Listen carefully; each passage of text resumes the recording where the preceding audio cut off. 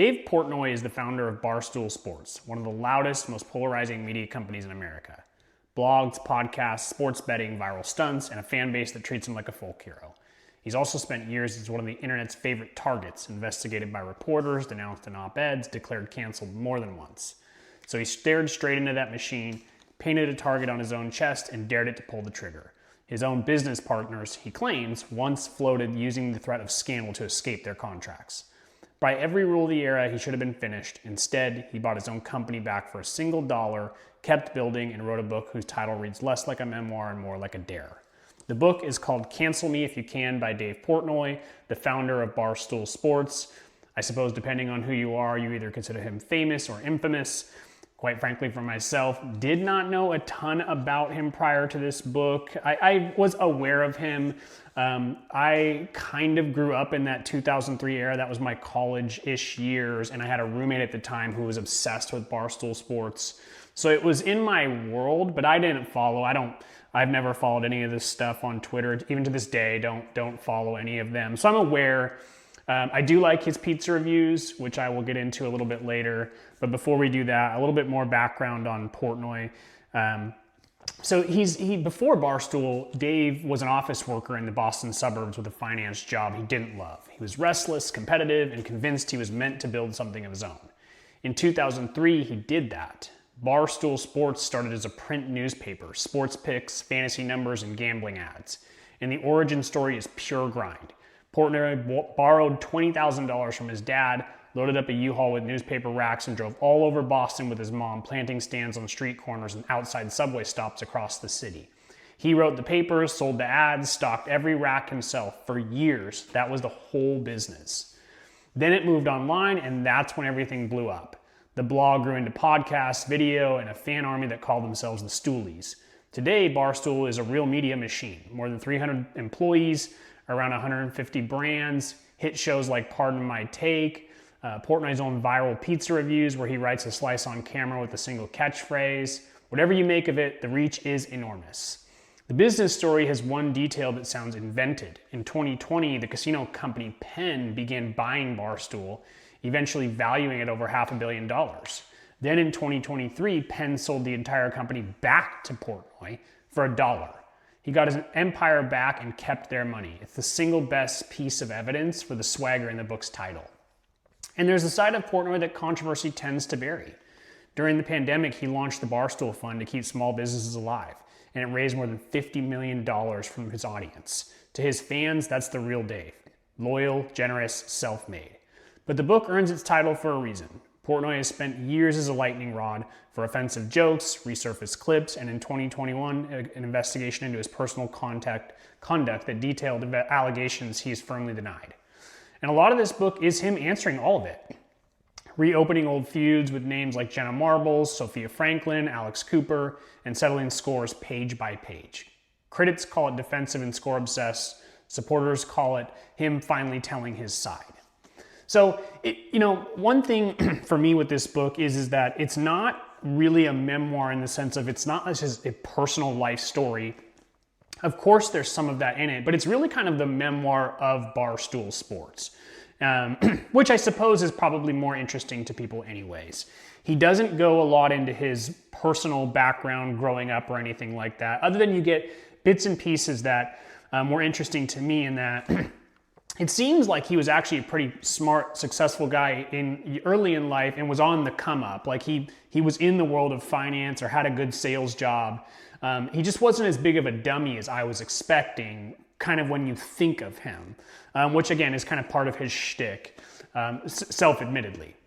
But it's focused on the business, and it's a lot of it. I mean, it's blow by blow. Again, for me, I don't know a ton about the business. My most recent introduction to Dave was from the pandemic, and it was around when he became Davy Day Trader Dave, I think is what he called himself, when he got into stocks. And then his pizza reviews, which those have always been super cool to me because of what he does for small businesses. That being said, he goes into literally every scandal that he's ever been involved in. Again, for me personally, this was the first time hearing of them or reading of them, but he gives his unfiltered take on all of it. I think that is where he has so much support and following is the fact that he doesn't shy away from any of his faults. And that is something that I appreciate and like about him.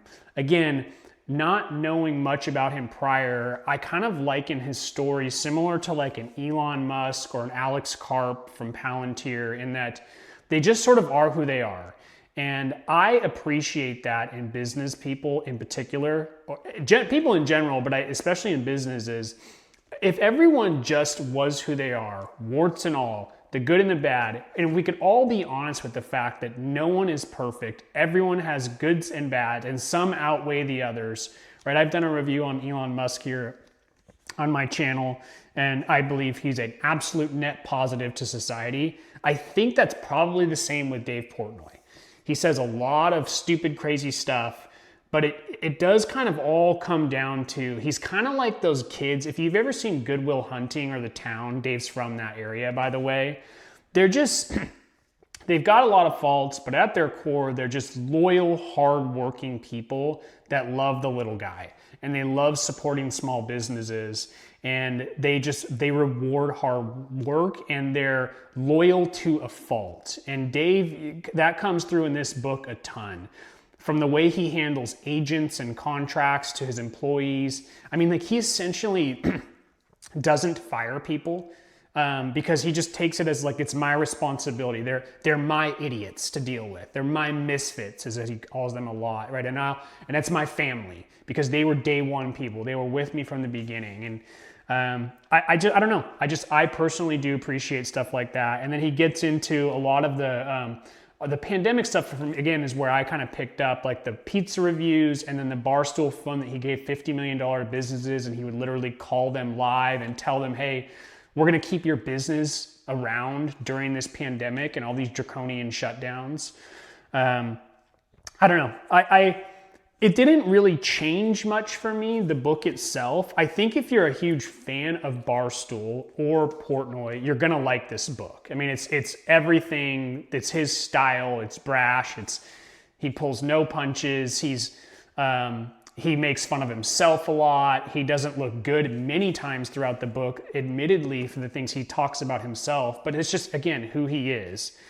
I don't imagine many people will read this who don't like him, and he is a polarizing figure. But I don't know, for me, someone who was just kind of, I'm not gonna say I'm on the fence, because I don't have any reason to not like him. I think people say stupid stuff online a lot, especially in the era of social media. To me, it's all about your actions.